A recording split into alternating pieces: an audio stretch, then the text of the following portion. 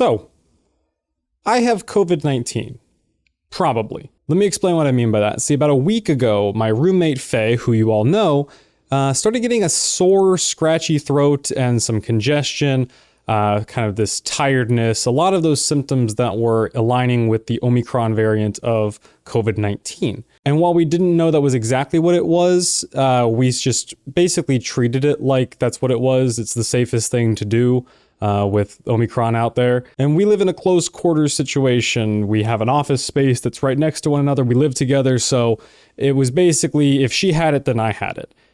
So we just sort of treated it like we did. See, because testing isn't very easy to get right now. The last time a member of my family had to go get tested, the line was 7 hours long in a car with no bathroom breaks or anywhere to get water or anything like that. It was truly, genuinely a miserable experience to then get the test results, 5 or 6 days later.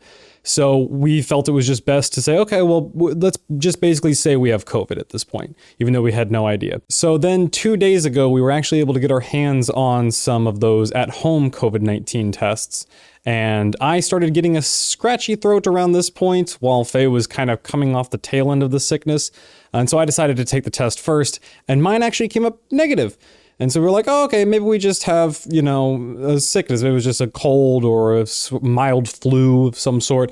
And then Faye took it, and hers came up incredibly positive for COVID-19. I'm talking like the line was strong. Like it was a really dark purple line, which is what they say. It really detected COVID-19. So mine was either a false positive or I wasn't fully symptomatic yet for those at-home tests to show up positive on. And those at-home tests can be kind of finicky. I think one of them, we had 2 boxes of them, 2 tests per each box, and one of them was expired, so there's no telling if something had happened to the other box or anything. But if one came up positive, it was a guarantee that I, displaying the same symptoms as her, would end up having COVID-19 as well. So while I have no true confirmation on a test if I actually have it or not, I think it's safe to say I have COVID-19 in some capacity. And I don't feel like sick or anything. Obviously, I have congestion. I have a sore throat. I'm popping ibuprofen and Mucinex and all these other medicines like it's nobody's business. And it's kind of keeping me, alert and awake at all times. But I don't feel necessarily bad, and I think that's due to the fact, both Faye and I are fully vaccinated. And I think I was looking at a lot of the statistics for this Omicron variant, and while we see a lot of the statistics saying that the numbers of infections are really skyrocketing, higher than we've seen them before, the deaths are staying relatively low, and I think that's probably a lot due to the fact that a lot of people, at least in America, are vaccinated with those 2 or potentially even 3 doses. And I think that keeps a lot of these symptoms at bay, a lot of these, adverse effects of the virus. And I think it's really helped make sure while we still got the virus, because my Lord, this version, it seems that everybody I know either knows somebody at this point, knows multiple people, or has it or had it themselves. And I think that's, kind of scary, but the fact that a lot of people, everyone I know are vaccinated, they, say the same thing, very mild symptoms, even though they test positive.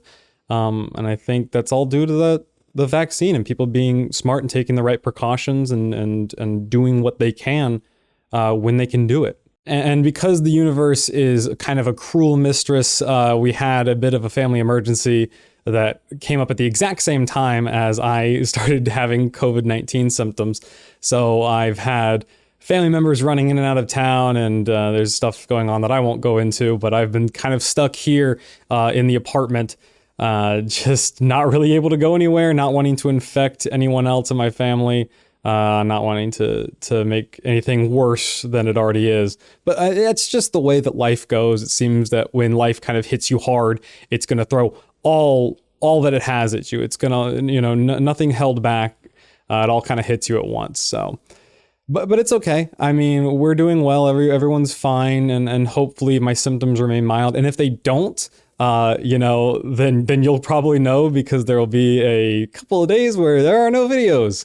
But I don't anticipate that there will be much of a delay unless this really takes a bad turn and I end up becoming bedridden for a couple days, but I don't think that's going to end up happening. And I hope you guys have been enjoying all the videos recently. I know back at the beginning of January, it was like, I want to get more stuff out. Let's see what we can do. Make a lot more gaming content, make a lot more stuff. And I feel like, I've been doing a good job keeping up with that. I've been trying to get a video out. My goal has been a video out every other day, and some days I'll get a video out every single day, and sometimes I'll get that, break in between, and then sometimes I get 2 days in between.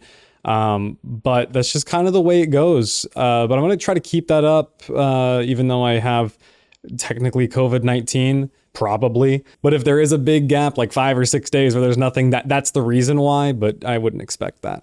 For people who are fans of the Build the Earth Carolinas series, I was planning to get the 4th episode out today, but that was when I was recording voice lines, 2 days ago, and my throat started being sore, and I started feeling kind of bad, and I was like, I can't record the lines today, and so I figured I would wait. I'll probably end up recording the lines later today, but that video will come out very soon, probably beginning of next week is when you can expect that part. I know that's a big, popular series on the channel. I know a lot of people come, a lot of new subscribers are garnered from those episodes. So if you are a fan of that series, just stay tuned. It is on its way, and then it's going to be a big one. This next episode is going to be pretty big. And I hope if you are here for either the live action stuff or the Build the Earth Carolinas stuff, I hope you're also enjoying the other gameplay and other videos that we've put out on the channel, like the Phasmophobia and the Sea of Thieves and the survival Minecraft series that I was doing.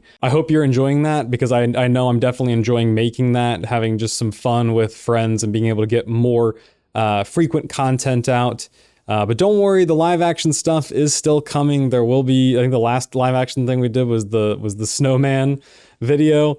And that was a lot of fun to do, a little impromptu, but it was definitely a lot of fun. And it actually snowed. It snowed again. I'm looking out the window here, and it snowed a couple days ago, and they've been saying we're gonna have some wintry mixes on and off. So I've got COVID. There's snow and ice outside. It's really just a combination for stay inside, don't go anywhere, make videos. So, if I don't end up turning the camera off and then suddenly buckling over in pain or in a coughing fit, then we'll be a-okay. But yeah, I just wanted to take a little bit of time to explain, just update. I like to have moments where I can just talk to you, the audience, to those who come to every single video, to those who, subscribe, to those who don't subscribe. I just like to have a moment to talk and be real without the lens of without the filter of a game or the filter of some sketch we're trying to squeeze into a vlog or anything like that. I just like to have these genuine kind of sit downs every now and then.